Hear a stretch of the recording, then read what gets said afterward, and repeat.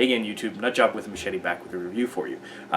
Apologies if you see me rocking back and forth a little bit. I got my grandfather's rocking chair and we kind of ran out of space in the house, so it's in my filming spot, and honestly it's quite comfortable. So rocking chair review for you guys this time. What the hell am I reviewing?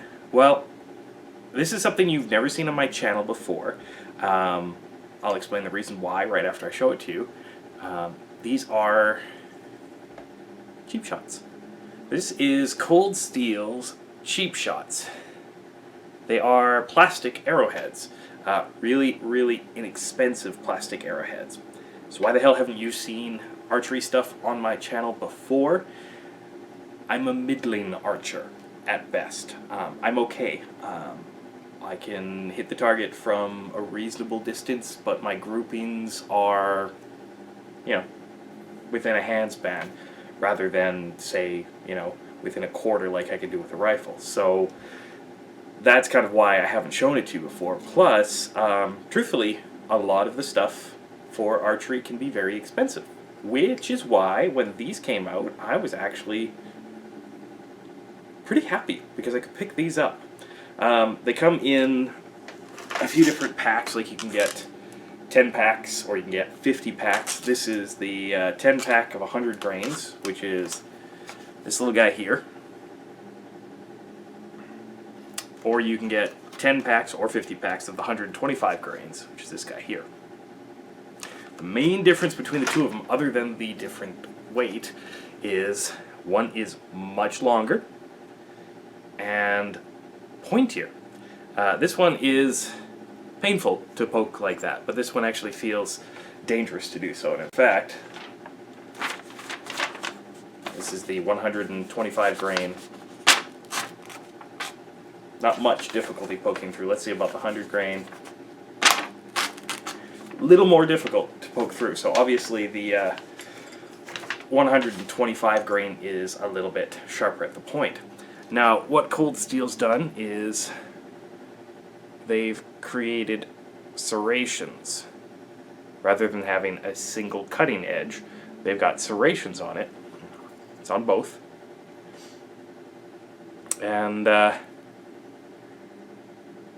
they cut that way. So all they have to do is penetrate, and then those serrations, which are actually fairly sharp. A little harder to show that on a piece of paper, but the serrations do cut. And I nicked my finger. But yeah, the serrations do cut.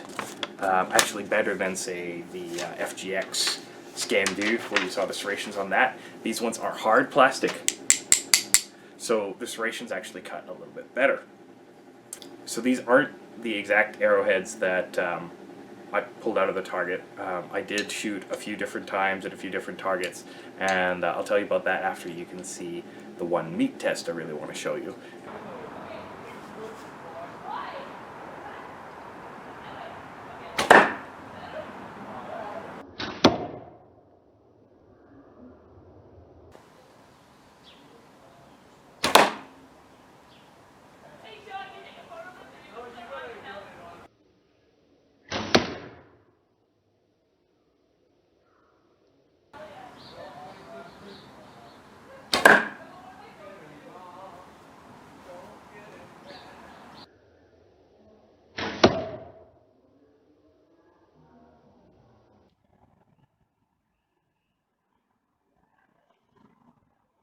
Into a wood target, mind you, but if it can penetrate,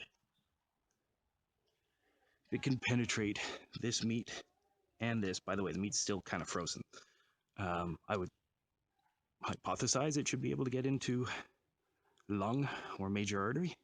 So, as you can see, all three of them penetrated the meat. Now that was partially frozen pork. Again, the reason I'm using pork, actually in this case, rather than simulating humans, what I would probably use these arrowheads for would be for varmint, coyotes, or wild hogs, something along those lines, something where I don't want to spend $16 to $30 for an arrowhead, because I'm shooting either into grass or I'm shooting, at a smaller animal. I'm either more likely to miss or I'm more likely to hit a bone or something like that. So when I compared the price of, say, the steel broadhead, which that was this.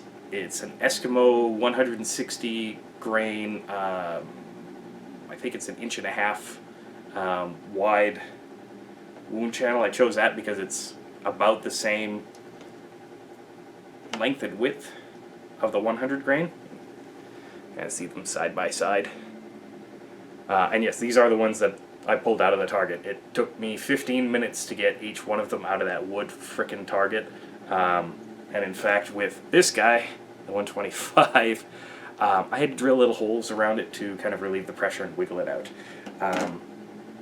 I fully expected them to go into the target, but going through the meat, and then that was about a 1/2 inch thick foam mat, plus a piece of paper, of course, and then going into the wood by about 1/2 inch or so. Actually kind of impressed me. So I think they would give decent penetration. Now, before someone asks, I will show you what I was shooting it off of.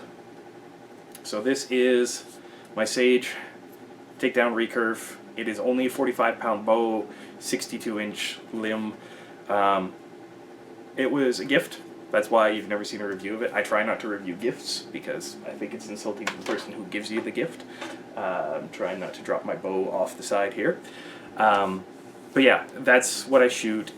I just have a raised arrow rest. There's no bells and whistles. Simple, straightforward. What the hell was that? Simple, straightforward little bow. I practice when I can. I don't live in a place that has like a big yard or anything, and there's no real archery schools or places for me to practice really nearby, so I string my bow when I can, and I get in as much practice as I can, and I just go with that. So yeah, but let's talk about the difference that we saw in all three of these. Now I was shooting, I was about 12 yards back. That's about as big as that yard is.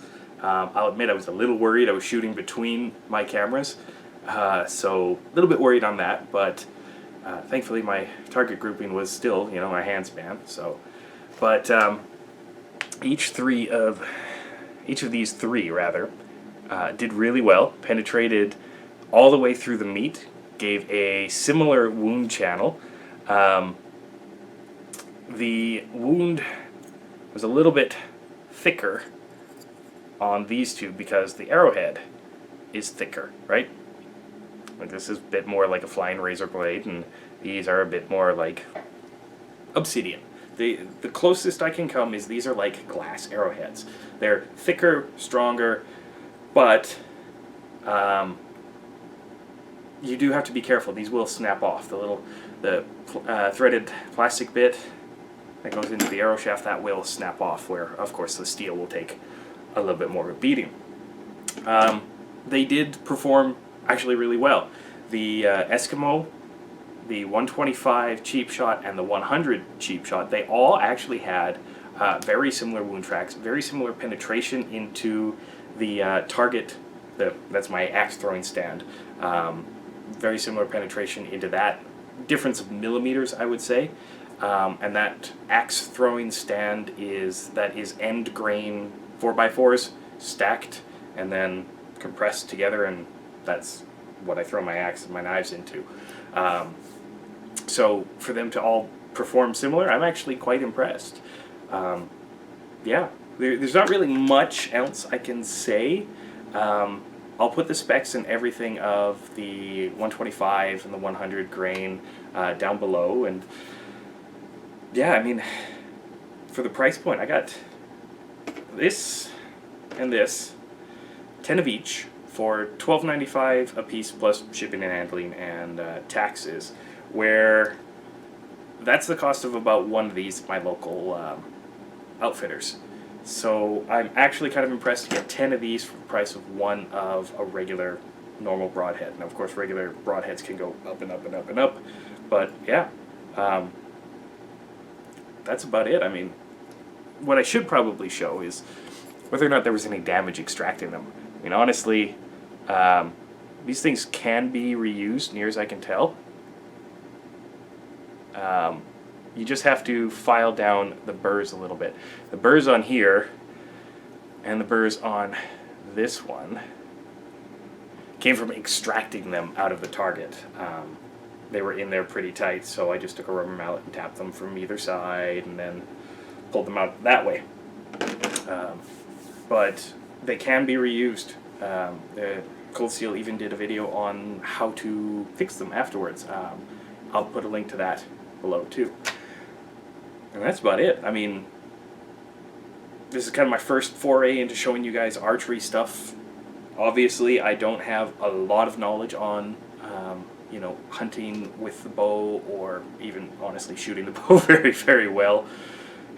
Yeah, Robin Hood, I'm not. But hopefully this has kind of helped you by showing you, essentially side by side, that the cheap shots are actually not a bad little option if you wanted to either try out hunting with a broadhead for the first time. I mean, you know, you can use the small game heads if you have small game, but if you wanted to try this for coyotes or hogs or anything like that, I think those would actually be a pretty good choice. Plus, like I said, you lose one, you're not breaking the bank. It's like $1.70 Canadian for each one of those, all told. So yeah, that's about it. We'll end this rocking chair review with my normal stuff, where if you like videos like this, please feel free to click like, feel free to subscribe for more videos like this in the future, and as always, feel free to share this video as much as you want. And until next time, guys, I'm Nutjob with a machete, trying out some archery products. Stay sharp.